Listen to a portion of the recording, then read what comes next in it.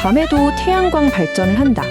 이게 바로 캘리포니아의 한 스타트업 리플렉트 오비탈이 내놓은 아주 대담한 계획입니다.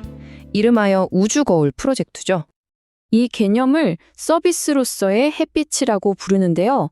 말 그대로 우주에 거울을 띄워서 밤에도 지상에 있는 태양광 발전소로 햇빛을 쏴주는 겁니다.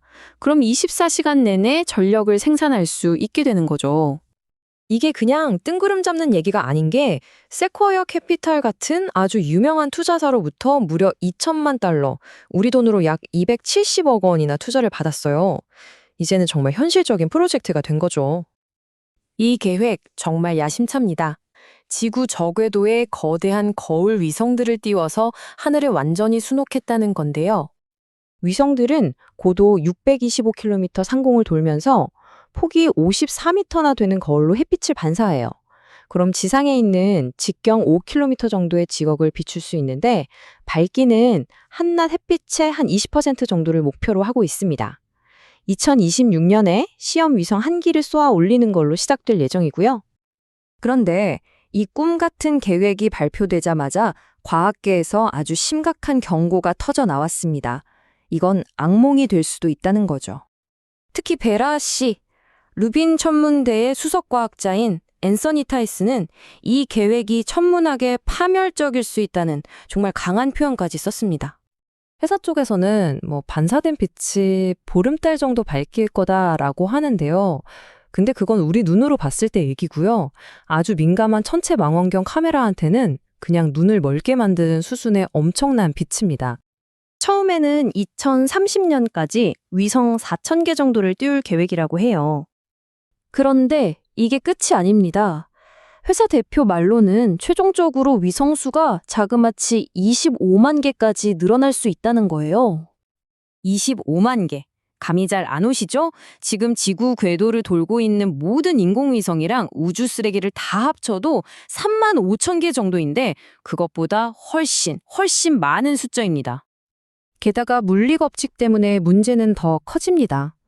평면거울에서 반사된 빛은 멀리 갈수록 당연히 퍼지게 되거든요.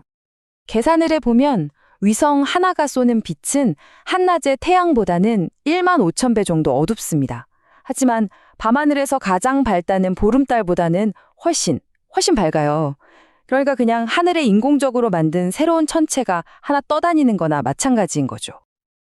이게 비단 천문학자들만의 문제는 아닙니다. 이 인공빛은 지상의 생태계에도 직접적인 위협이 될 수 있어요. 밤에 활동하는 동물들은 자연스러운 어둠에 의지해서 길을 찾고 짝짓기를 하고 또 이동을 하잖아요. 그런데 밤하늘에 갑자기 엄청나게 밝은 빛이 나타나면 이 동물들은 방향 감각을 잃게 되고 결국 생태계 전체가 흔들릴 수 있습니다. 특히 위성들이 휙휙 지나가면서 만드는 섬광은 생각보다 훨씬 넓은 지역에 영향을 줄 수 있고요. 사람도 예외는 아닙니다. 우리가 밤에 인공 조명에 많이 노출되면 수면 장애가 생기고 만성 질환으로 이어질 수 있다는 건 이미 잘 알려진 사실이잖아요. 이 프로젝트는 그런 위험을 전 지구적으로 키울 수 있다는 거죠. 심지어 망원경으로 이 거울을 잘못 봤다가는 시력에 영구적인 손상을 입을 수도 있습니다. 자, 이런 환경 문제들을 다 떠나서 전문가들은 이게 기술적으로 과연 가능하냐는 근본적인 질문을 던집니다. 생각해보세요. 저궤도 위상은 초속 7.5km로 이건 총알보다도 훨씬 빠른 속도예요. 한 지점 위를 지나가는 시간이 고작 3분 30초밖에 안 됩니다. 그러니까 한 곳에 1시간 동안 빛을 계속 비추려면 수천 개의 위성이 정말 쉴 새 없이 바통 터치를 해야 한다는 얘기죠.